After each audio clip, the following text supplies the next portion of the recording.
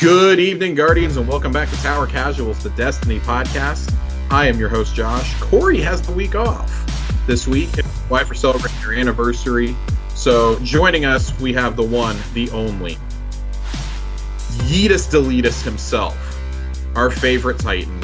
Don't tell Colonel Panic or Corey that, though. I just realized how many Titans we have on this show. My man starting with some heat. A1 Johnny. Thank you. Always good to be back. Always good to have you here. We haven't had you here in a little while, since the Witch Queen reveal. Yep. We had some pre-trials changes, and then I went on vacation, and the amount of messages I got while on vacation caused my girlfriend to almost message you herself and say, please stop messaging him. It is 2 o'clock in the morning where we are. We're on vacation. My man's doesn't need Destiny takes right now. Pretty much. That was about what she said, because she had a migraine. I haven't told this story, but Chelsea had a migraine on vacation. And I bought a Backbone controller right before we went on vacation. I told Joe I tried playing some Destiny. I played it in the airport, and she put me on her Snapchat. And both of her sisters, and my family members, by the way, my stepsister, my dad's wife, and my aunt all follow her on Snapchat. All saw it within 20 minutes. All 5 of them are like, really? He's playing it in the airport while you are leaving on vacation. He can't be playing anything else. He actually has the headphones plugged in. He's got it out. I was trying to run strikes. It was early in the season. I was trying to get some of those crispy pinnacle drops. I had a good connection at the airport. Fast forward a couple days. We're on vacation with my friend Ray. Chelsea's not feeling good one night, so she's laying down with a migraine. It's pouring rain outside. I decide I'm going to stay in the hotel room. I'm not going to go out. I went and got her dessert and came back.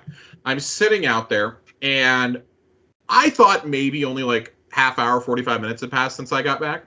She came out to get something to drink and goes, wait, you're still up? How long have you been sitting out here? I was like, oh, like a half an hour. She's like, no, you haven't been, because I get an alert when you go live on your Xbox. When you sign in, the app tells me, because I'm one of her favorites, apparently, and she's never turned that setting off on the app. She goes, this is from 3 hours ago. So, it happens. It happens. I may not be allowed to take the Backbone controller on the Christmas vacation. I have asked if I can take the Series S instead, though, for maximum profitability. And I have been told, absolutely not, your mother is going with us. My mom would actually probably throw it off the balcony if she saw that I brought the Xbox with us. But, listen, we got a 30th anniversary coming up. We've got a Halo coming out. I got games I'm going to be getting for Christmas. Come on, guys. Come on. I know it's supposed to be about family time, the Backbone's coming. The Backbone. Listen, my stepsister plays Destiny, okay? She can vouch for me. It's okay. But I digress. Getting back to the trials changes, though. Corey and I have talked a lot about it. John, I want to get your quick 2-3 minute rundown on trials, how you've been feeling. I think we're pretty much in agreement on it. But before we dive into anything else tonight, John, your experience with the Trials rework. I absolutely love the changes. Barring week 3 with the objective mode, that's its own bag. I'm happy to try new things. We've been clear about that. I think Corey actually kind of liked the objective mode, and I did too. Once the flawless pool got activated, I with the objective mode, like you said, I love seeing them try new stuff. Yeah. I do think the objective mode in its concept was good. Just the implementation, I understand why they did this, but the whole you lose a round and then it just starts in your spawn was not great. Not great. Well, and the fact that you could still capture zones after eliminating the team. Yeah. Because they acknowledged that there was a snowballing of supers in that. Oh, yeah. And, for teams that were 4-1, right, going up into the final round, they would purposely lose a match, so it would start in their spawn, and then you have people who were obviously whooping your ass with supers, final round, spawns right in front of them. There were issues there, but I don't mind trying different stuff. But yeah, overall, though, I loved the trials changes. I went flawless for the first time ever, twice, and it's great to see more people in the playlist. It's great to see normal people in the playlist. It's great to have fair matches because I'm not only fighting recovs and streamers and the top 1%, sweat lords. It's nice to have that feeling of competition, but have it be obtainable, have it be a real thing that you can do, when you're up against a team of people of about equal skill. It's just nice. It's nice. Yeah, it's good. And I think it's nice that they've been keeping the trend of, well, I guess not nice, but it's better now that it's like this, because this was always the complaint we had in comp, was that the best weapons in the game were locked behind a competitive wall in PvP, which resorted to people paying for carries, getting carried by their just godlike friends, or setting up specific kill lobbies in the case of Mountaintop. Yeah. And Trials, before we got the pity bounty, as it's been dubbed, was like that for its first season when it came back. I remember trying to get Summoner, and just being so frustrated that I couldn't get past the second match, or we couldn't win the third. Yeah, we'd work all weekend for a shot at all weekend. I mean, gun, like 9 hours we're putting into Trials. We were just torturing ourselves because we knew those were some of the best weapons in the entire game. And, Pity Bounty comes out. Okay, cool. We were doing enough to get our bounty, make sure all the homies got the whatever armor piece was up or whatever, and then we were out of there. Yeah. We were done. We weren't trying. If we got past 3 wins, cool. Yeah. If we got the 3 wins, we were celebrating. Now I think maybe twice in the last year we made it to 5 wins. and I mean that wasn't even all of us either. Like we would get to the 5th game and then we would lose. Yeah. Now we're messaging each other repeatedly, going like, "Oh my god, dude!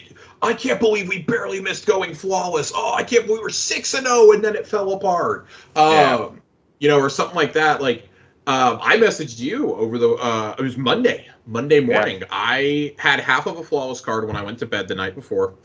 I had already used my mercy though, because there is a bug with matches 1 and 2 that if you have gone flawless, you will only match against other flawless players for those matches for whatever reason, and that'll be fixed in a patch later this month, I believe. But I had to use my mercy in round 2, and I was just like, okay, whatever. I'm gonna get to 20 rounds, and then I'm just gonna farm the 7th game. I'm gonna farm. I want to keep getting chances at the Lantern Shell, or at the other Ghost Shell, the second one that came out. You can get those. You don't have to go to the Lighthouse for those. Yeah. So I want to keep farming these wins. Well, then I went flawless Monday morning on the rest of the card, and I'm messaging John about it. I was like, dude, I just went flawless. And he was like, well, what'd you get? And Eye of Soul was the adept weapon that was up, and son of a bitch.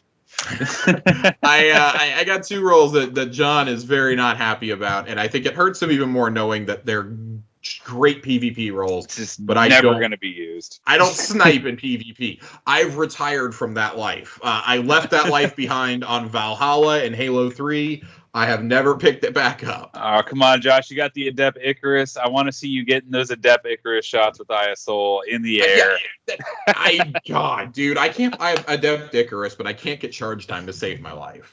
But it's just introduced this great, I think, camaraderie in the community. Like, we're seeing more people than ever before try. Like, PvP mains keep trying to build this big story out of Trials, I think, of like, oh, it has declining numbers. Look, see, that's proof. Like, Bungie shouldn't have changed anything from week 1. Or, like I've seen some casual PvE players say the same thing. And I'm like, well, it's still, even in its 4th week, and we took a week off in between for Iron Banner, still is higher than almost any other Trials weekend in history across games 1 and 2. Yeah, when Trials of the 9 launched, there was a big surge, and then it was about half as much after that the next weekend, and then it was just pitiful. And the same with the relaunch of Osiris in D2. It was a big surge of, hey, it's bad. It was bad. And then, and I do think combining Xbox and PS4, PS5 players together has helped a lot. Yep. That's why I play Trials on my Xbox. I play mostly on PC these days. And it's not that I'm afraid of mouse and keyboard players, but it's literally twice the player pool with Xbox and PS5 and the 3 people on Stadia, all in one pool. It's good. It's fantastic. I really like it. I'm curious to see how we keep going with this. I find myself looking forward to what's going to be the Trials weapon again. Now in these weeks, because it's almost never the adept has never been about armor, right? Yeah. But I find myself going like, okay, I realistically I probably am done until Reed's Regret comes back, Shayura's or Messenger. Like those I are know the three. you want that adept messenger, Josh. I know you want that adept messenger, I Josh. need the listen. I need the adept messenger. I have made do with a role that I have been told is bad repeatedly by multiple people, and let me tell you something. That role has carried me to the lighthouse twice. It has gotten Got me you to a grandmaster today. It has gotten me through every grandmaster I have done. I take that back. It got me through the grandmaster today. It's got me through multiple master nightfalls. It got me through a couple GMs. I think the first season that we were attempting them, when we did Arms Dealer. But Rapid Hit One for All is not exactly. It's a good PvE role. Let me be really clear. That's not what you want to take into PvP, though. No. I did get Outlaw Kill Clip on one, so I will be trying to use that in PvP more. Hey, when you only get one role and that's it, you got to keep making do with it. And now, with the targeted farming, it's so much easier. But we do have another topic this week. We're not just here to talk Trials as much as I thought John and I like it. We've covered Trials extensively on this show. Until something major changes, we do know we have another Labs weekend coming up. We have something else going on, though, for the rest of this month. And, let's jump into it. In the past, I have called Festival of the Lost the Festival of the Cost. I think that Festival of the Lost is just the Haunted Forest. By the time we did it for the third year in a row, I was fucking done. I didn't play it last year. I played very little. Even the second year, I didn't play as much. This is a radically better event. And I want to quote our friend Paul Tassi, who says, maybe it's just the relief of not doing the Haunted Forest again. Yeah. But this feels better. And I will say, I like the Haunted Lost Sectors. I like the headless ones. And I love that Glint is narrating the whole thing. It's so fucking goofy. I do wish there was a rotation of more than just 3 Lost Sectors, but I get it. You have time constraints. You don't want to pull people off of making actual seasonal content that we're going to enjoy for months at a time. I like this. I like that there is an entire lore book dedicated to this now. I think that right there is so cool. Yeah, unlocking ghost stories from a ghost. Unlocking ghost, literally ghost stories. And it's cool. Like if you read them, there is actually a lore explanation for the headless ones. I have not read the whole book. I'm going off what other people told me. I have about 4 or 5 pages left to unlock in the book. I have grinded it out. I have played so goddamn many Lake of Shadows regular nightfalls. I can do that strike in under 5 minutes now. on the 1250 nightfall. It's ridiculous, but it's the quickest way to farm it. And so before we get into the pros of this event, Bungie told us about an hour before we started recording, they are nerfing how many pages you can earn from Lake of Shadows Nightfall, which was 5 pages, Wrathborn Hunts, and Expunge, which each rewarded 6 pages. Josh, can I ask you who this season was running Expunge or Wrathborn Hunts for any reason before this week? Nobody. Not a single person. The answer is nobody. The answer is absolutely nobody, except for me, because I'm still trying to get that fucking ship from the High Cell event. Poor soul. I have done probably about 20 to 25 runs of this stupid mission. Still don't have it. I feel the pain of people who don't have Vex Mythoclast. Yeah. I feel the pain of people who do not have Eyes of Tomorrow. Mine is a much, much simpler plight. But god dang it, it's the one exotic thing I'm missing from this season, from this series of seasons. I'm gonna be really upset if I have to go buy it from the fucking kiosk, like always on time. I do not want to spend 200 something spoils. It'll show up for silver next summer in case. Oh my god! No, do not give them ideas. They will hear you. But it's just this is really similar to we had a controversy. It wasn't with the Laurels; it was with something else that they nerfed. It was back in Chosen. It wasn't Chosen. It was the transmog bounties for the Splicer. Yeah. How you had to earn a currency, they go turn that currency in and do it again. And it's just this, you had to earn currency to even buy a bounty, then you had to earn more in order to, then you had to do the bounty and then go turn it in and turn in another thing. And it was ridiculous. We now have that twice here. Okay, so we have that with the lore pages. You have to earn them in a playlist activity or in a public event or something. Then you have to go you gotta go do the Lost Sector playlist, which takes you out of everything entirely, kills your streak that you're on, and then you can turn those in at Christmas Grandma. Yeah. And that's too much back and forth for me. It's too much to keep straight. If I didn't care so much about lore, I would probably just read it on Ishtar Collective. But the second I saw, like, oh, the hook is here's a whole lore book to unlock, I'm like, oh, these motherfuckers, catch me out here grinding for the next 3 weeks, because it's such a cool concept. I really do hope this is something that they do going forward, just not like this. This is a really bad idea. This is the ultimate, like, you just gave us so much. You are in a season that everyone loves. You are doing so much right. It was just like coming out of Chosen and going into Splicer and announcing the transmog shit. And we're like, you are literally shooting yourself repeatedly in the foot right now. This was not mentioned in the TWAB that came out an hour and a half before.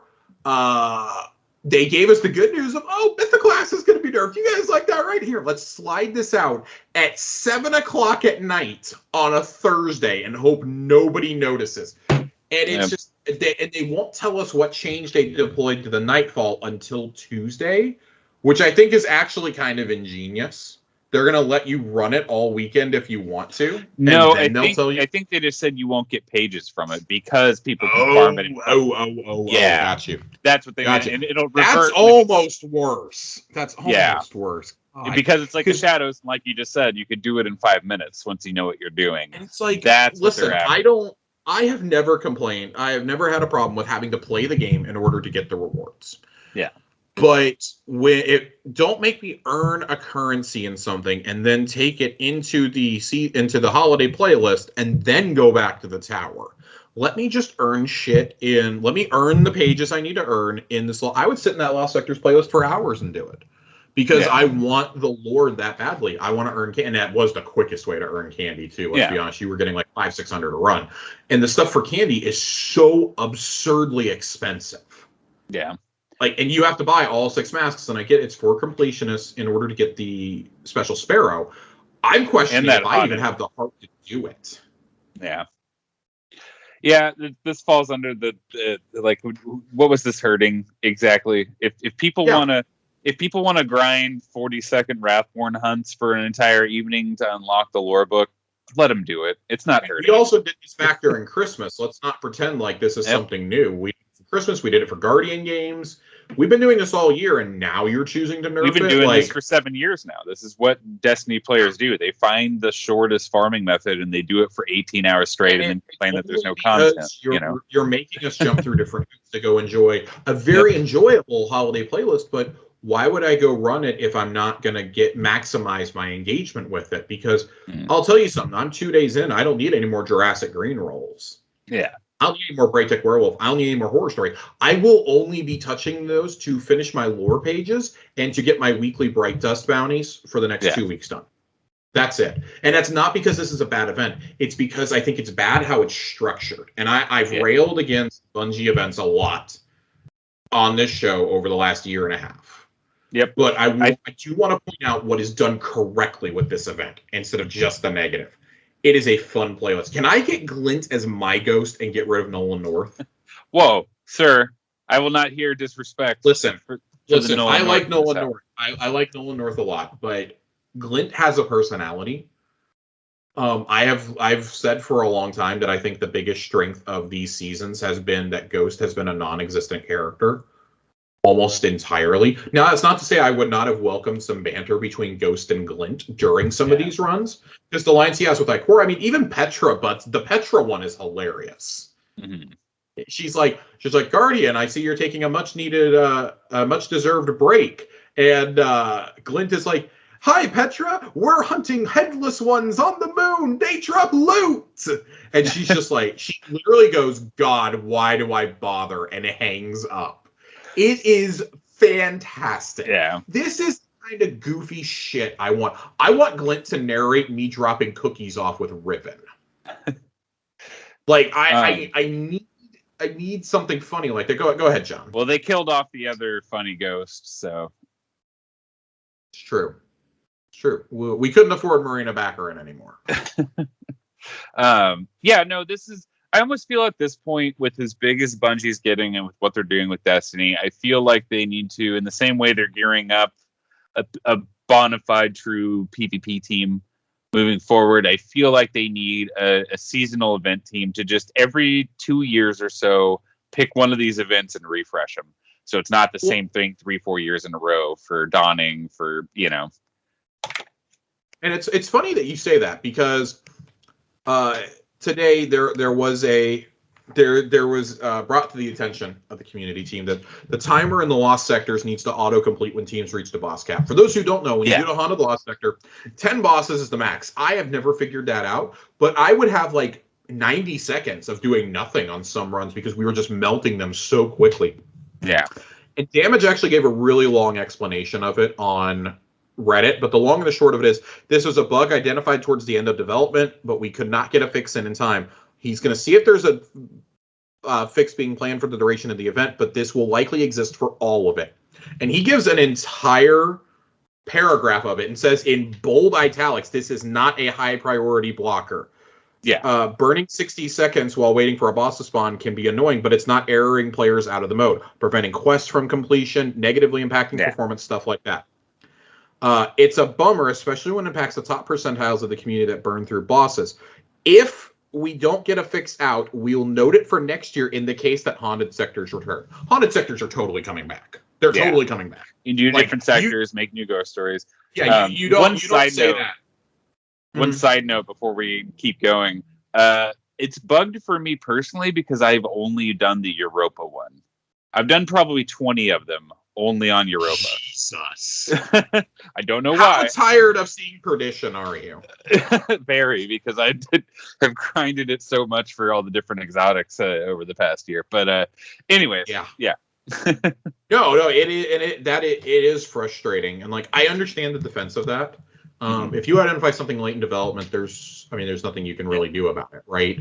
Especially for these, and I mean, as we want more out of it. It's a fundraising event. It's something to do in the dead part of the season. It's an Eververse event. It's, you know, I'm not mad that I paid money for a tarantula sparrow. I'm stoked on that thing. I love it. So that's the next thing I want to move into. So the cosmetics of this event. I mean, Bungie's they've had some hits and they've had some misses in the past. The Christmas ones are usually pretty bad.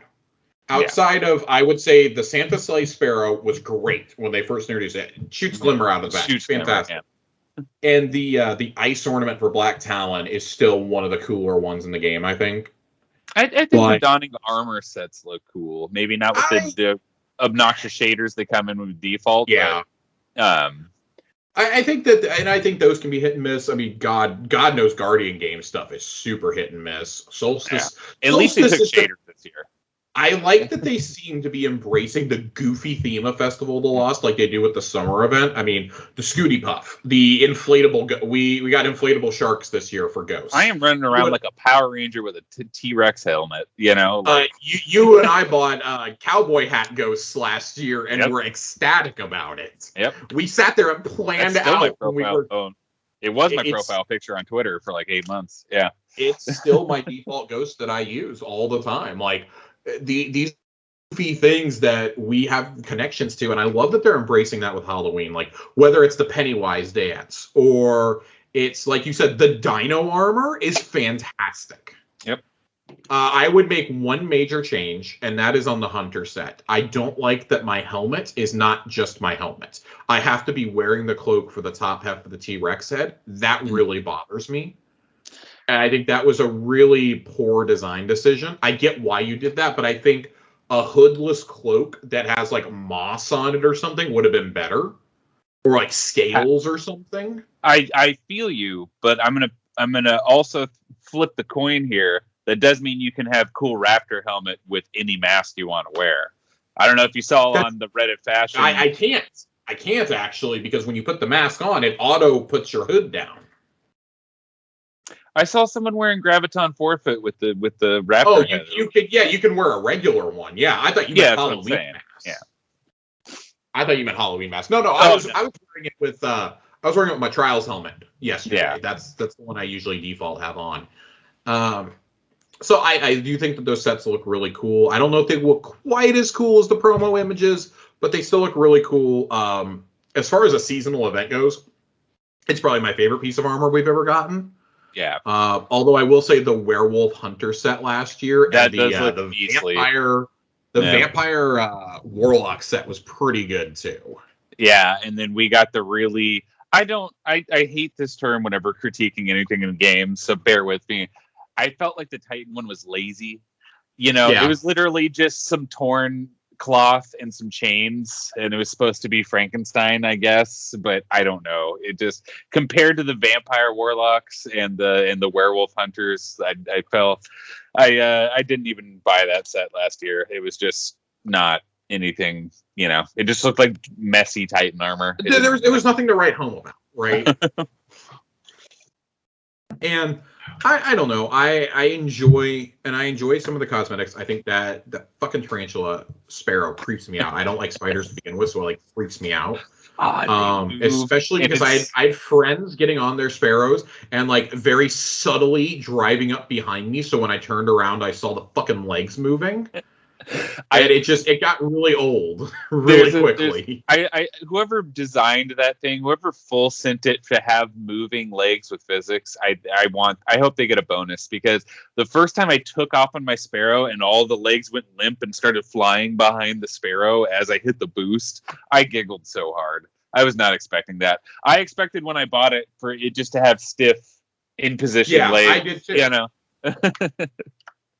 I think it's really cool. I like it, but I want to say and reiterate what I did with the Dawning last year. Once items have been out for a couple of years with these events, you need to have a way for them to. You want to get people to go play your playlist activity. Have some of that stuff drop. You don't have to give us astronomically high chances, but let it drop. Give us. And I know you're not going to go back to doing this, but it used to be back in the day. We would get extra engrams during these events. We would get double bright engrams because one of them would have only event-related stuff in it.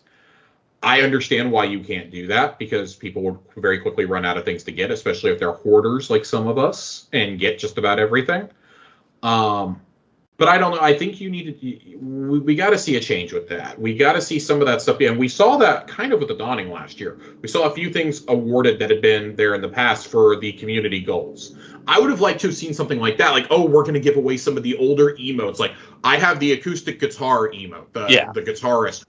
I bought that one the very first Festival of the Lost in D2 that it was available, because I liked that so much. It was the only guitar emote, and I like it a lot. I play acoustic guitar, so I wanted it. That has never gone up for dust. That has always been a silver-only item. It has not been available. I think it skipped being available last year. So now with the archive here, it's available again, but you're expecting people to pay $10 for this? Yeah. I got it for dust when it came out. If I remember correctly. If not, then I definitely paid real money for it, because it's awesome. Armor from 3 festivals ago is still 6,000 bright or 6,000 silver. If you're going to keep selling it, you need to mark it down in price. Yeah. But I mean, that's a whole other conversation entirely. The cost of things in Eververse is something I want to wait until the 30th anniversary happens to have that discussion on this show, because it's not like it's something we've shied away from, but if things that we've kind of heard rumored don't come to pass, then I think that the community is rightfully going to be pretty upset. Yeah. We're kind of I think as a community we're reaching a tipping point with Eververse, especially in these holiday events. During the season, I think we're largely okay because almost everything gets offered for dust. But the amount that things cost versus the amount of dust you actually can earn in game is laughable. Yeah. And I know that the solution is, you got to pick and choose. And I struggle, and I only play one class. I struggle to get everything that I want. Now, I say this having 95,000 bright dust, but I have that much because I'm very cautious with what I get. I only get things for guns that I'm using currently. I only get armor sets if I really like how they look. I don't buy every armor set anymore for dust. I did buy the Dino set because I was like, I really don't want to go buy any silver right now. Like, we're trying to watch our cash with Christmas coming up. But we're going to have the Dawning. We're going to have the 30th anniversary event. Like, there's going to be more shit hitting the store. And I don't know. Like, I think that the amount of Bright Dust you get, because we have one of these holiday events almost every season, that needs to be increased. 200 for a weekly bounty is inexcusable at this point. Yeah, I mean, you know how much I play. I'm sitting at 11,000 after buying my T-Rex set. You know, I'm in like the top 5% of people on Xbox in the whole Northern American continent. You know, like I play a fuck ton of this game, and I'm struggling to keep. I mean, up. I think I speak for all of us when, you know, everybody who comes on this show, like, this is our main online game that we play, and it's still really frustrating to see. Like, I saw Halo Infinite fans going like, "Oh my god, I can't believe that like almost half the levels don't have a reward for the free track." And I'm like, well, first off, welcome to a battle pass. Second off, your game is free. Like, why are you upset? You only have to pay for the battle pass. Like, I look at something like, you know, and I don't want to obviously derail this into a battle pass conversation, but I would like to see more rewards tied to triumphs for the event. Like, I like that during this event there's a shader, there's an exotic sparrow, there was an emblem, and I want to say there was one other thing you could earn. I'm pretty sure it's a ghost. There's a ghost you can pick up. I think there's a ghost if you do everything, but I'm not sure. Yeah. I think that that's all cool, but can we get some more? Like, I think it's every single event like this should have a community aspect to it also, because then you can give away that stuff. If you feel really bad about giving it to us, like, I got a bunch of old emotes during the last Dawning, and I thought that was cool. You've never reintroduced a lot of the Revelry stuff. Give that to us during Guardian games. I don't know. Like, I don't know what else to propose, but there needs to be a way to be able to access this stuff without draining our pockets. Yeah. The fact that you can't say, "Oh, we brought all this back," and it's like mostly for silver only. There's like 8 pages of past festival stuff, but it's all for silver. None of it, other than the armor sets, is for Bright Dust. Yeah.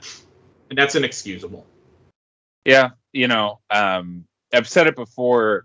I feel like Destiny seasons are too cheap. And I feel like they overstep in areas like this to make up for that, because you do make lots of money on these microtransactions, you know. Like, I would be really curious to see how much money Bungie made in the first 8 hours of this event going live, just from people buying Dino sets and Tarantula Sparrows, and you know, I wish they would maybe charge a little more for seasons and cut back a little more. Like, in the I know you and I are in the very, very non-vocal minority on that opinion. Yeah. But I pointed it out here before. I know that everyone tries to compare it to Fortnite or to Apex, and it's like, well, those are games where you're just getting skins. Like, here, when you pay $10 for your season pass, you're getting access to all the seasonal content.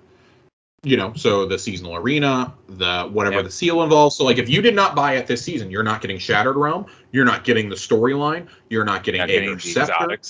You're not getting, you're not getting Aegir Scepter. You're waiting 35 levels to get Lawrence Driver, which has been a fucking nightmare in PvP. You cannot access trials anymore without it. Yeah. You're getting a full set of armor ornaments. You're getting you get an exotic emote and a finisher every single season. You get a couple of exclusive shaders. Sometimes you get a second legendary emote. A lot of times, I would say you do.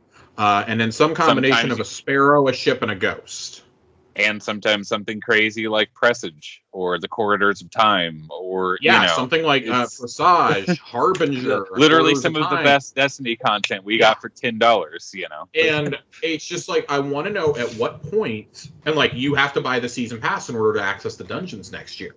Like, I want to know at what point do we need to start having a conversation about raising the price, that if raising it to even $12, even $2 more, ensures that you are able to hire like 3 or 4 people to only plan and execute seasonal events with a team, like, to kind of oversee that. Every year, I just want one of these activities to get refreshed, you know? And that's what we talked about earlier this year. That's what Corey and I talked about coming out of Dawning last year, was how badly we needed a refresh. Mm-hmm. And then we noted that Guardian Games was better this year than it was in the past, than it was last year. I think it was a better event. It was a little bit more fun, not just because Hunters won. I got my medal in the mail.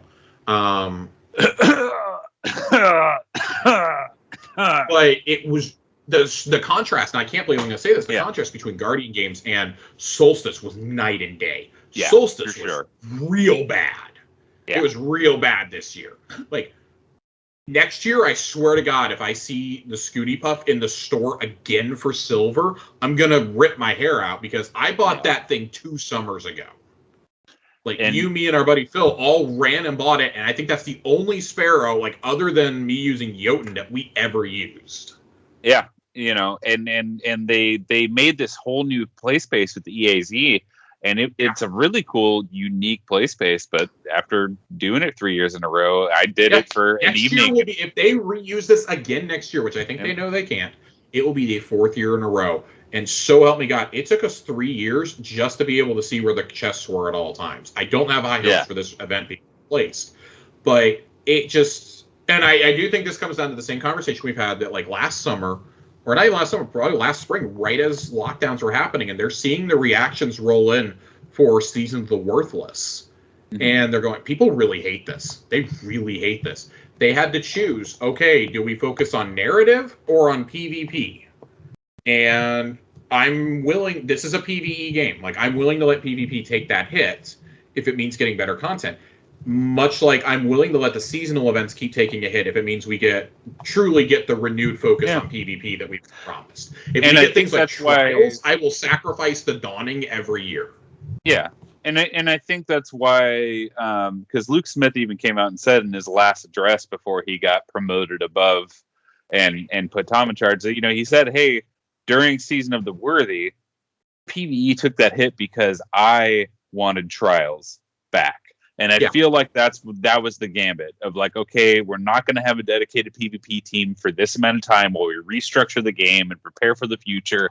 We need at least trials back. And sadly, it launched like it did, but I see what they were going for. But yeah. Overall, I would say where we are now, again, it's night and day. Eververse needs a lot of work, not just for these events. Eververse in general needs a lot of work. And like we're gonna do an episode on that. Maybe it'll be in November. I really want to hold off until the 30th anniversary, but we'll be coming in a little bit too hot with the end of the year and Halo. Yeah. And I really don't want to punt that until January when we're in the lead up to the Witch Queen, the final narrative steps of the season, etc. But I'm personally having a blast with the haunted sectors. They are low effort. I don't think they planned on people being able to melt like they have been with Cartesian coordinate and 1K. Those seem to be the main culprits whenever people are melting. But I mean, Vex is still putting in work. Falling Guillotine is destroyed. I was about to say we just proved an hour before this podcast that swords, even if it's not meta, swords still do the thing.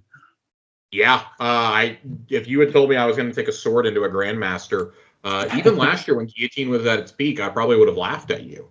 But it was awesome. We needed it for one Void Shield at the end, and then 3 falling Guillotines and a Stasis Tornado in a well. Man, it did it to that Lake of Shadows boss. Yep. While we're still talking about Festival, though, have you used this new Pulse yet, John? I have. I have a couple different roles I played around with it. I think it's good. It's awesome to get Lincoln Green back. It if you pull up the other meta pulse rifles, like just base stats wise, it falls a little behind. Not so egregiously behind that it's embarrassing. Well, and I think part of that's because it's a 540 also. Yeah. But not the role Timeborn Spire and Grid Skipper. We've gotten 2 pretty good. We got Grid Skipper and we got Darkest Before as well. And Darkest Before. Yep. Yeah. So I guess like when I look at in terms of like rate of fire, I think that's one of the things, and how hard it hits. It kind of falls short for me in those regards. Yeah. I was definitely more of a Bygones guy. Yeah. And Bygones and archetype we haven't. God, I'd have to look it up because we got the 340s like Messenger, and then we have Bygones was a 390. Bygones was a 390, I believe. And God, they have so many different archetypes. But yeah, there's. And then I also really loved Blast Furnace. I used that probably for like 2 years when I got the God roll on that. I'm not going to lie. I still break it out in PvP from time to time because I miss it so much. But I think Blast Furnace was a 450. 450, So, yeah. That's kind of like, that's the sweet spot for me, I think. Because Messenger at times, like, it hits a bit harder, but it definitely doesn't fire quick enough. Yeah. It's a challenge to use in some kind of, like, in the GMs where I'm taking a lot of cover, it's okay because I can poke in and out with it. But I would take, in a GM, I would take a Scout any day over that. If they would buff Scouts just a little bit more and give me the proper mods, I'd really like to go in there with, like, a Night Watch or something. Yeah. Or even Servant Leader now. I think that this is good. I like the trend of reprising old weapons as fun with, like, skins. Motherfucker has scales on it. How cool is that? Like, come on. It's awesome. I like that. I liked the Breaktick Werewolf. I mean, I wear my Halloween shirt from a couple of years ago all the time. Even Horror Story. I ran Horror Story for a long time because it was good. Yeah. The season it came out in. Yeah, it came out right after Forsaken. Is when it came out. It came out during that season. Yeah, I used that for a lot. I used it all the way up until that summer, I think, and then 450s just fell at the face of the earth. But yeah, with this, with Jurassic, it's a rapid fire. It's that 5/4 archetype. It's got to compete with Darkest Before and Grid Skipper, and those are two fantastic pulse rifles. I would say Darkest Before, arguably the best pulse in the game behind Messenger. Yeah. If you are that person that only wants the best of the best and you're only focusing on PvP, then no, this pulse isn't going to do much for you. But I mean, rangefinder on a 540 pulse is pretty nuts. I got rangefinder and multi-kill on my first drop, and I was like, I'm done. I'm good. The only thing I did not get the armor piercing rounds, I don't think. Mm-hmm. I think that's what I was. No, I don't know if they're high caliber rounds are probably what you want to go for on this. I have it pulled out. I got Ricochet on one. Okay. I did not get high caliber is the one I was really wanting. So I may grind out a few more rolls, but I mean, I have another one with Frenzy on it, which I like Frenzy on Pulse now. I got it with Grid Skipper last season. Really enjoy it. For me, but if I'm going to run if I'm going to do Frenzy, go ahead. Oh, yeah. Now we're talking to each other. The PvE role I really want is Tunnel Vision Dragonfly. Tunnel Vision, kills after a headshot reload. You get bonus aim assist, bonus aim down sights, all that. Usually pair it with kill clip, but I haven't seen the gun with Tunnel Vision and Dragonfly on it together. So I'm excited to play with that. So for me, it would take a lot for me to want to run this in PvE. I'm much more likely to go run this in PvP, frankly. But also it's like, and I'm not trying to like always be like, oh, I'm going to go for meta shit, because I play off meta a lot, especially in PvE. Well, I would say both in PvP probably more than PvE, because I think it's easier to play off meta in PvP if you can get a good strat down to throw people off. And that's why, like with Vex, I don't assault straight up. I circle around the entire map and come in from behind. By the time I'm there, they turn around, there's nothing that can be done, especially if I have a freezy grenade. Or I have even a throwing star to slow them a little bit. It's over. I think that this is a gun I'll probably play around with in, I don't know, it's something like Control. I can't see, or Momentum. Definitely in Momentum, I could see myself using this, but it's going to be real hard to unseat, because I'm going to use an Energy Pulse. I'm going to run Darkest Before. Even then, though, I'm typically running Vex in that slot right now. Even without particle deconstruction, like I was running it last season, really liking it, because everyone was like, "Oh, it's a trash gun," so nobody really knew how to counter it. I told you I got it, went straight into Iron Banner with it last season. I did the same thing with Shadow Price when we got those Adept ones, but it's not a gun that's going to blow your socks off. It's not going to be like Peacebound was over with Iron Banner. It's not going to be like Reed's Regret or Messenger Shayura's over in the Trials pool. It's just a decent option. Just like that's the best thing I can really say about the the Nightfall weapons this season. They're okay, fine. It's another option. Yeah, I mean, like you could get Adept Hothead with Explosive Light, and that's the only, other than the current one, you can't put Adept Big Ones on, Ascendancy. I legitimately don't think I've fired this seasonal weapon yet. I don't think I've been using it more and more the last couple of weeks. I'm actually coming around on it since they fixed explosive light. Mm-hmm. I've actually been running it in these lost sectors, and it's been really fun. But I totally agree. I totally agree with you on all that. I think that the trend of bringing an old weapon back, slapping a fun new skin on it, calling it something new, is cool. Just like we've seen with Iron Banner, they'll reprise year one weapons, but give them totally new part pools, new elements. Peacebound it's a stasis sidearm now with headstone, which low key may be my favorite new perk of the season. Who would have? I want to go back and talk to 2016 John and let him know that Steady Hand was one day going to be the PvP meta. I want to go back and talk to me 2.5 years ago and say, hey, you're going to one day run sidearms in endgame content, so that I'm laughing at the person, because it used to be all you had was Vestian Dynasty. Yeah. In Destiny 1, that was all we had. And, I mean, it was a fun little gun, but it was never like, until year 3, it wasn't like this incredible thing. And then sidearms just took off at that point. I don't know. Like, we're reprising old weapons. Like, we're starting to run out of weapons to reprise, I think. Which both makes me excited and like kind of like anxious about, what are we gonna do now? Like Forge's Pledge was the most recent 390 that we got in pulses, and I saw so many going like, oh my god, this gun is dog shit. And I'm like, actually, I used bygones for so many years that I feel at home using this. I just have so many other better options. Yeah. But I think if you're bringing back these weapons and you're doing new elements, new perk pools, and new looks, I think you're doing it right at that point. Yeah. That's how you bring a weapon back. Even if it's coming back from Destiny 1 at this point, like, I think they should have new looks. They shouldn't look exactly like they did. Like, now, granted, like, everybody knows how Hung Jury looked. Like, okay, cool. That's an iconic weapon from D1. And then they spiced it up with Adept Hung Jury, so... they spiced it up, and it's just like, well, scouts are in a really weird place right now, especially that archetype. One day. Scout.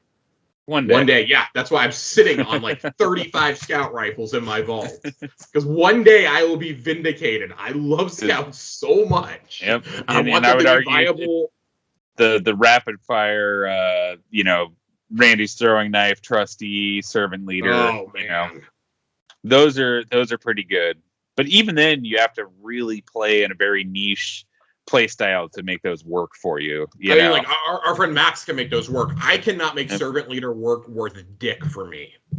But I get killed by it pretty regularly in Gambit by an invader. Yeah. I've gotten hit with it there. I've gotten hit in momentum control with it too. Oh yeah. Well, here's hoping they buff Dead Man's Tale. It's time for scouts to rise. I mean, I think Dead Man's got a little bit too much of a nerf when they did it last season. It was like, okay, like, listen, this is like the only viable scout in the game, and y'all just ran it into the ground. Like, before then, to play with a scout, you had to be very aggressive. I would say in terms of, like, not like in terms of play, but like in terms of shot selection. Like, I don't like running snipers, but I treated my scout rifle like it was one. And nobody knew where I was shooting from, so I could get the kill easily. Yeah. I would love to go back to being able to use Meta regularly in PvP, but I still see people doing it. I see people doing it too, but it's that niche class like you talked about. Yep. I'm trying to think of what else, because there's not a whole lot else tonight. So the TWAB is pretty scarce this week. I would say that it's probably going to be scarce for a few more weeks until they start sharing with us some details about the anniversary. But even with that, I think they kind of want to let that just play out. Yeah. Just come out. That's a month and a half, almost 2 months until Witch Queen after that. Yeah. So from where we are right now, we're about 4 months out from the Witch Queen. The 30th anniversary event happens at the halfway point. So we've got about 9 weeks. 9 weeks from the time of this recording until Witch Queen, or until not Witch Queen, God, until the 30th anniversary event. Yeah, which happens the day before Halo Infinite. Curiously enough. Oh God, dude, I'm not mentally prepared for how busy of like a 72-hour period that's going to be. Yeah, of you and me are going to be in that dungeon, getting Galahorn, doing whatever we can, getting that Thorn armor set. Dude, I'm getting that Thorn armor. They better give me some more transmog tokens too, because I've spent all mine for this season. IS Luna's back. I'm assuming Luna's back. 1,000-yard stare is back. Yeah. Which makes me wonder, not to go off on too much of a side tangent. No, you're good. But if IS Luna and 1,000-yard stare and Galahorn and the Thorn armor are all in the dungeon, what the hell is dropping from this new 6-man activity that's going to be free to play for everyone? So I would imagine that AS Luna and 1,000-yard stare will probably drop from that activity as well. No, they confirmed it's from the dungeon. Really? Okay. Yeah. I missed that was dungeon exclusive. I would guess that Spoils of Eternity, or whatever the event is called, Shores of Eternity, I don't remember what it's called exactly, will probably feature some. You'll probably have a couple more reprised weapons from D1. I can see. I don't think that they'll put this one in there, but LDR was a really beloved sniper. I could see some D1 raid weapons coming back. Maybe a selection of those. Just a random selection. Yeah. I think that's where you're going to see weapons that are inspired by Marathon, Oni, and Halo possibly pop up at. I could see so we've all heard and seen the rumor at this point. It's been out there in the open for 8 months. We've talked about it on this show a couple of times. We don't normally traffic in leaks, but both the Notepad leak and the Pastebin leak have been largely correct up to this point. I think the Pastebin has been disproven more, but a lot has still been accurate on that. Both of those claimed that the Destiny, or not Destiny 1, the Halo 1 Magnum would be added as an exotic. For me, that would be the ultimate thing to grind for there, especially if you made it a weapon that has random rolls. Yeah. I think that would keep people engaged, because that's stuff that's going to stay in the game. You can't put that in for 2 months after you've asked people to pay $25 for it and then take it away. It just doesn't work. Josh, I got to ask you, if we get that pistol, do you class it as a hand cannon or do you class it as a sidearm?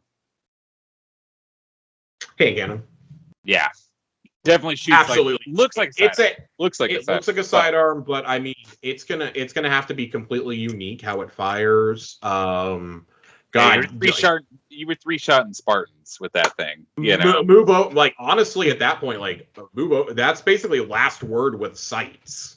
Wouldn't it be fun if it had the same mechanic of you get pulled out of ADS when you get shot in return? Just as a little balancing thing, make it a little OP.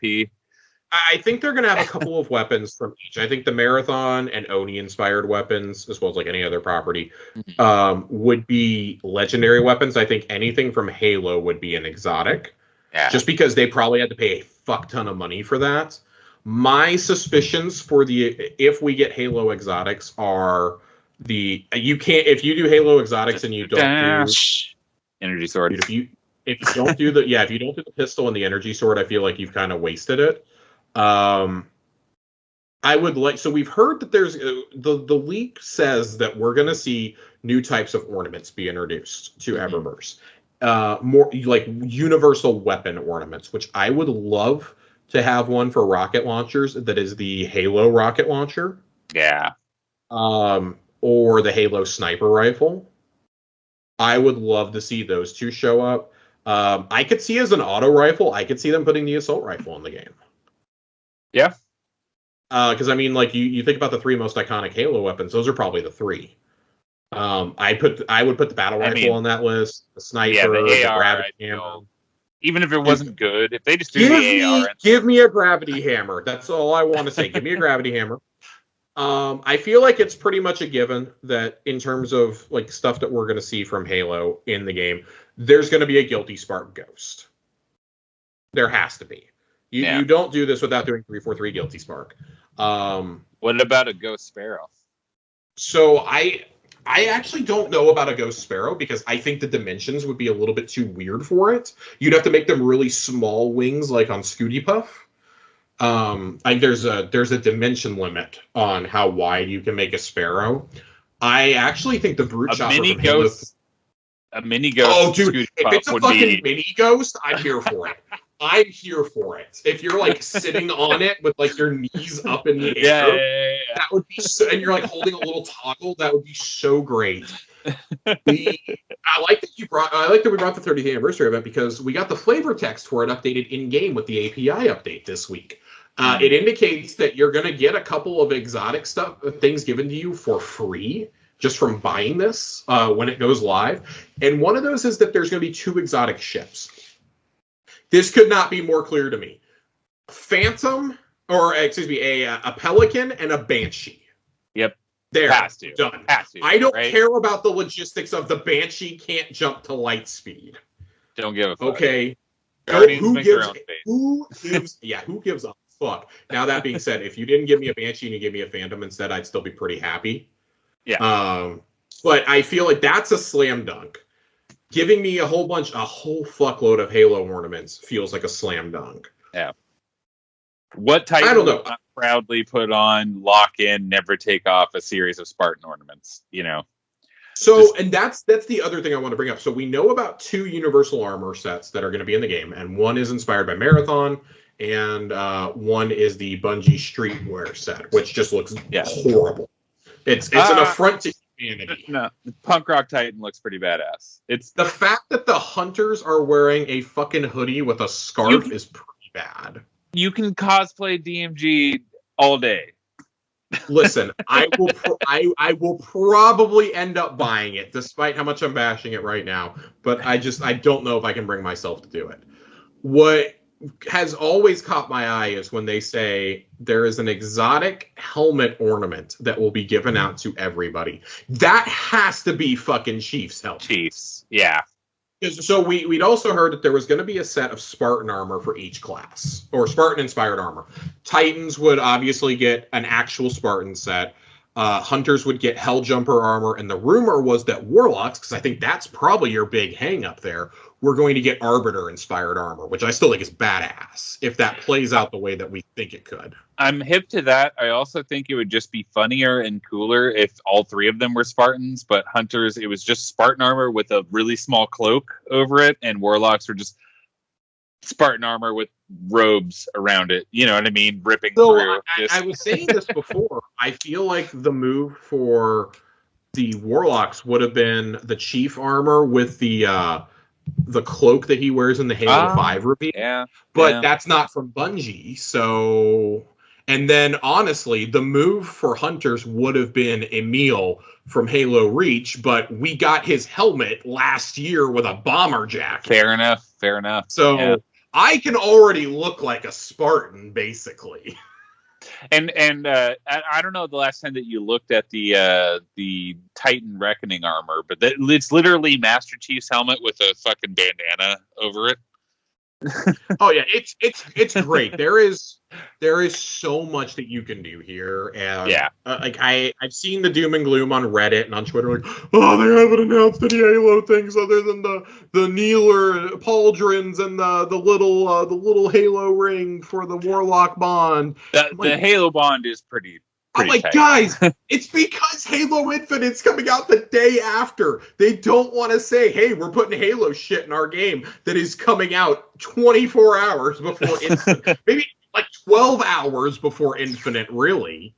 Like, we don't want to run around saying that, y'all. Like, I'm still convinced Microsoft's doing an event next month, and that's probably when we'll see some of this at least teased. But there's no way Bungie and Microsoft do not milk this for all it is worth.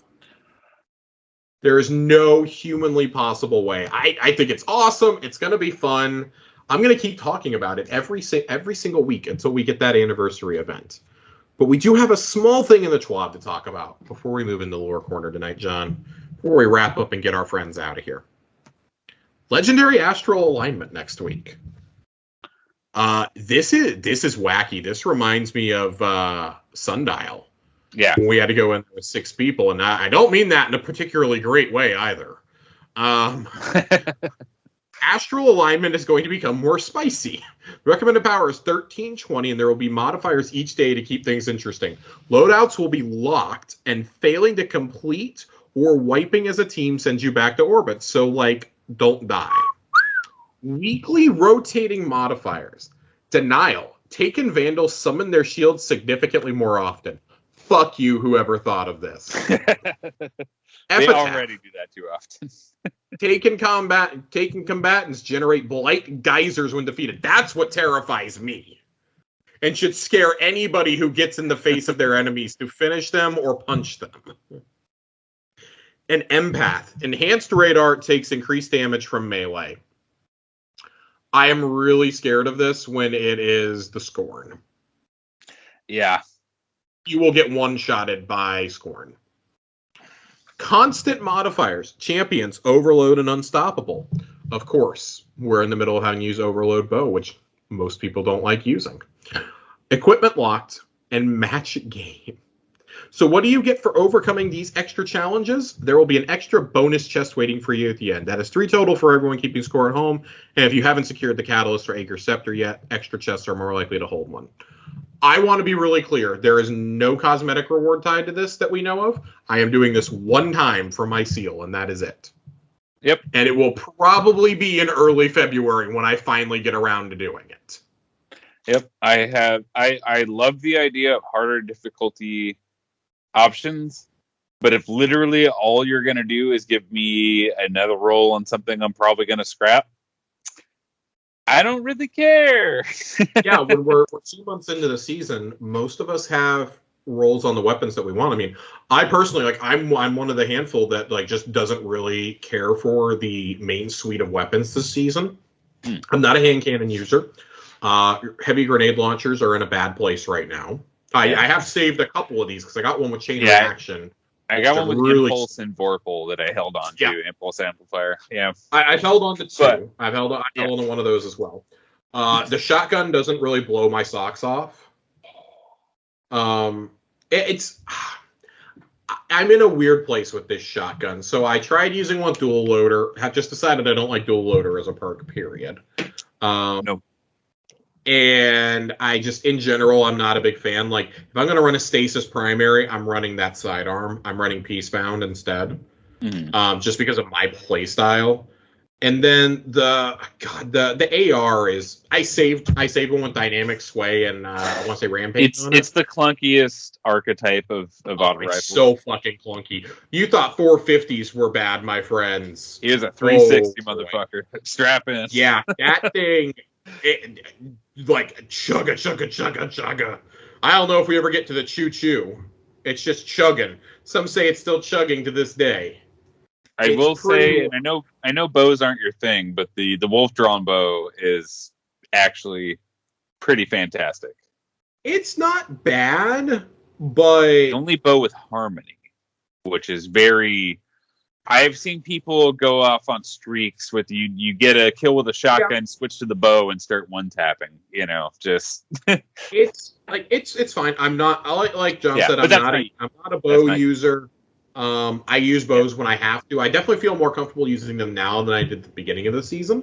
I took Point of the Stag into PvP, used it to get my Deadeye title. Really enjoyed my time with it, but it's just not for me and my playstyle. Yeah. I think that people also Destiny, I think, is at times too aggressive of a game if you're not automatically god tier with that specific type of weapon. Yeah. I think it's too fast paced, and for me, I'd rather just use a fusion rifle or, God forbid, I use a shotgun or something. I would rather use almost anything other than a bow. I'd rather run a hand cannon than a bow, frankly. Regardless of the season, this is always my assessment of bows in Destiny, especially for PvP. It's a choice. It is a goddamn choice. If you do good, then don't ever change what you're doing. But man, it can be really, really difficult if you're not good with it. So we've been reading a little series here about Saladin the last couple of weeks. And I wanna finish it up, but I want to see if I can find the last piece we were going to read. And of course, now I'm having a tough time finding it. Naturally. I have slept since last week, so my deepest apologies if we actually read these last week. It has been. I cannot emphasize how busy the last week has been for me. A lot of you know I take care of my grandma. She fell and hurt herself again, so she's been having to get a lot of tests. I got to get her checked into a rehab hospital. We had a wedding to go to. We had a rehearsal for said wedding. Said wedding started 3 hours late. The weekend was not good for us. It was a very long, exhausting weekend, and of course, Corey is not here this weekend or this week, so trying to put things together and still find time to play Destiny at night. Girlfriend is like on our 4th or 5th night at the hospital because of overtime. Anyways, without further ado, this is going to be the end of our Saladin lore for at least a little while. We're going to get back to the seasonal lore, I think, at the end of the month, because next week I want to read some of Glint's passages from this goofy book. I'm not going to read all 35 of them, because that would take literally half a year for me. That's a half a year's worth of shows. Yeah. But they are there for you to go read. If you don't actually feel like grinding it out, and I can't blame you, I'm doing it for the cosmetic rewards. And because I just really like lore, I would encourage you to go read it on Ishtar Collective. It is really funny. It's really heartwarming. And I love that Glint is telling stories. And it's all canonical. Like, it fits in with the events of this season, which I like. But the first piece that we have is the class item from the Iron Banner set. It's the same across all three. So just class item. Some know the legend. We crush the warlords beneath our heels so that they may never rise again. Saladin remembers the first time he met Zavala. He remembers thinking that the Awoken had regal bearing like the stags he once hunted on the steppes. His shoulders were broad and his chin held high. When he moved, he did so with the strength and purposeful deliberation of someone with the power to determine his own place in the world. You'll never have a son, his ghost had said, but it isn't too late for you to take an apprentice. Saladin remembers their sparring matches. He remembers how Zavala always got back on his feet, no matter how many times Saladin put him down. He remembers refusing to offer the younger Lightbearer a hand up until the day Zavala finally bested him in combat. He remembers lying flat on his back, left shoulder dislocated and ribs shattered, a strange pressure on his chest that made it difficult to breathe. Finish it, Saladin had commanded, because that was the way of things. His ghost would revive him. Saying nothing, Zavala hauled him to his feet instead. Saladin remembers all this and more when his former apprentice calls him into his office and tells him about the face behind the crow's mask. Zavala says he knows that Saladin doesn't like secrets, that it's unfair to ask him to keep one of this magnitude, but there will come a time when the crow needs someone. The way Zavala needed Saladin. You never needed anyone, Saladin insists. Zavala only smiles. I really, really, really love this piece of lore. We've been on this journey with Saladin remembering his past. We talked last week and the week before kind of about, do we think that Saladin is possibly on the chopping block? And I think I wouldn't say that's an easy conclusion to come to, but I think that when you read a piece of lore like this, I think it makes it a little bit easier to support the notion that Saladin may be on his way out. Don't say but that. I like even. Listen, I've said it for a little while. I think it's that they've started including Saladin in the lore a lot, but that's usually never a good sign for said character in the lore. And we know that somebody is going to fall.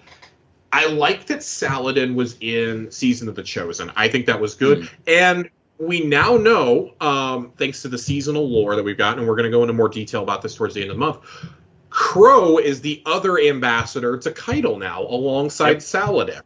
Yep. Which I love that so much. I think it's great that these two guys that are polar opposites are being asked to work together. We see here Zavala basically tells him, I want you to make the Crow your apprentice. Crow needs somebody to guide him. And I wonder if Saladin comes between him and Savathun. With Savathun trying to manipulate him, I would really love if Saladin kicked off our story next season with the Witch Queen, if he kicked off our year-long story.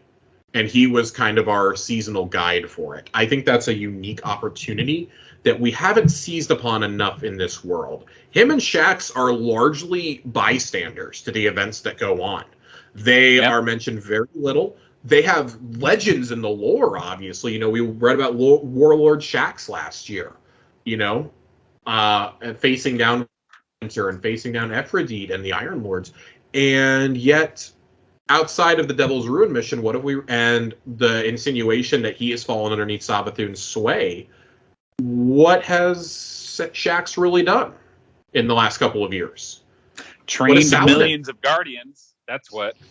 Saladin has, for story purposes, he started to take a much bigger role. We saw him in Empty Vessel last year, or last season. We saw him in the Season of the Lord of Chosen, obviously, because he was one of the guides in it. And now we're seeing him in the entire Iron Banner set, as well as the weapons. And we're going to read the final passage here, because I think it's important for us to understand with Saladin, and if Saladin really is on his way out. And I think this kind of helps support that theory too. This is Forge's pledge. It's the pulse that John and I were talking about earlier. Say whatever you like, you just better be brave enough to say it to his face. And it's a quote from Lady Ephrodite. Iron Lord Saladin Forge is not a man to be fooled with. If you make a joke at his expense, you would best hope he laughs when he hears it, and he never laughs. Iron Lord Saladin Forge is not a man to be slighted. If you wound him, you best hope he forgets you, and he never forgets. Iron Lord Saladin Forge is not a man to be lied to. If you mislead him, you would best hope he never finds out, and he always finds out. And if for some unfathomable reason you decide to pose as his friend and advisor, sow rumors within his ranks, whisper lies in his ear, and lay the full force of your foul deceit upon him, you had best hope that your worm god, your sword logic, your tithes and tributes, and reams of ageless bargains are enough to keep you safe, and you will never be safe from Iron Lord Saladin Forge. Wonder who they're talking about. Ladies and gentlemen, Lord Saladin is on his way out. I regret to inform you. No. On Tower Casuals for the third week in a row. I need to see this as a cutscene this time. It is not enough to have him go out like Sagira. I need him to... I gave this power fantasy last week that when Saladin goes out, I need lightning to just start glowing around him like Thor. I need him to summon the shield, and I need him to summon a hammer. Like we get Osiris described to us as using all three elements against Xivu Arath's forces. I need him to 1v1 with Savathun. What if, when he dies, his ghost is how she gets the light? No, I feel like she already has a ghost. Like she has some sort of spell, something set up. I'm sure she does too. I'm hypothesizing here. I need that to be an epic cutscene. I said this, like, I would love to, when Savathun inevitably breaks out, the end of the season event is us evacuating the tower. Because she has shown up there. And I would love for the cutscene to cut to him, Shaxx, Zavala, and Saint 14 standing beside each other. And when they all try to do something, he steps forward with his hand out and is like, no, I've got this. And that's when he summons all of the elements and tries to attack her by himself. Like, listen, I need to see it, okay? I need to see Saladin 1v1 somebody. Like, who else could take on a god by themselves in town? Like, Ikora, probably? Yeah. Like, what would demoralize the ranks of the Vanguard more than losing Saladin? You have a built-in person to come and run Iron Banner with Ephrodite. Rename Trials of Osiris the Trials of Lord Saladin. I mean, we've Josh, also shared our... I don't want to see Osiris is dead, so... Hit me. You didn't want to what? I don't want to see Saladman go. I love his character. I love what they've been doing with him recently. Also, I don't know if you've noticed. I like what they've done recently. I didn't like him as a character until this year. I thought he was just an asshole, which he is. Like, that's very much his character. But outside of Rise of Iron, and now granted, he had a big part in Rise of Iron, of course, it's his expansion, but other than that, we never really got any sort of character development with him, whether it was in D1 or D2.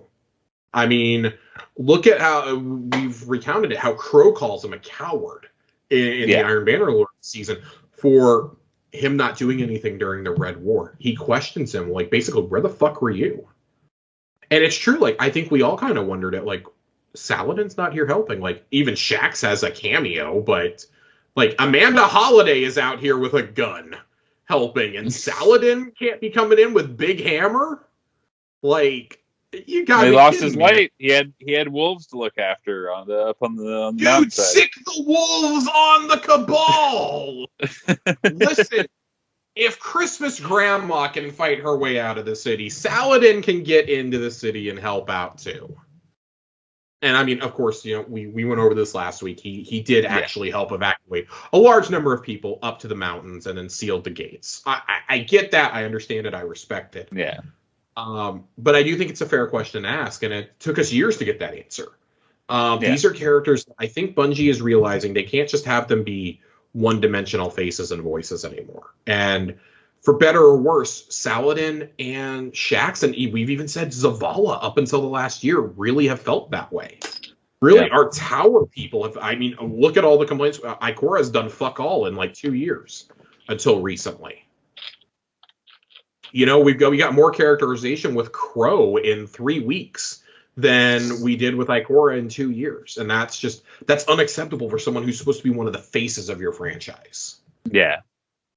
It really does feel like to me that we are getting ready to start retiring some of these OG characters, and that those who live maybe accompany us on what's next after the light and dark. Like, it is clear we're going to lose many more allies in the next couple of expansions, but I think that kind of sets you up for, like, I don't know, new. Drifter, Saint, and whatever crippled husk of Osiris is left to maybe guide you to what's beyond the city, what's beyond the solar system. You know, maybe they're the ones who go, because they've been there. Like, Osiris and Drifter have been there before. They've gone and done that. Like, Mara has gone beyond. You know, you take Crow along with you, I don't know, or Crow stays behind to lead the city. Like, there's so many things you can do. And I think it's great that we can actually have these discussions about these characters now. Because for so long, it was just like, well, I mean, I guess you could bring Aphrodite back to do Iron Banner. Where's she been? She's been MIA for like 3 or 4 years now. Not even a whisper of her. Bring Aphrodite back. She's the only other Iron Lord. Well, besides us, but, you know, that happened and conveniently got forgotten. Yeah, no, that won't be made official until they give us the goddamn title. Bungie, give me an Iron Banner title, please. Give me the Iron Banner title. Give me Saladin's axe. Give me that hammer of proving. You know what you got. Wear capes. Let Titans wear capes. Let Hunters wear bath towels. Give me a plot flap, Bungie. I'm ready. But with that, I think our time together tonight has come to a close. I want to thank everybody for tuning in and listening. It is audio only this week. Corey typically does the video, but unless we somehow have an unexpected surprise like we did with the Witch Queen reveal, which I did not intend to have video, and then it did, this will likely be an audio only. I think, John, thank you for joining us. I appreciate you jumping in here at the literal last minute to join me. I asked you last night, of course, as always, you did not hesitate. Where can the people find you at, John? They can find me grinding Haunted Lost Sectors on Xbox at A1 John. At A1 Johnny. And, of course, as always, you can find me on Twitter at Josh_Finn with 2 N's. I'll probably be complaining about something in this game at some point, or just getting immensely frustrated with Metroid Dread. And until next time, from me, from Johnny, from Corey, we will see you Starside.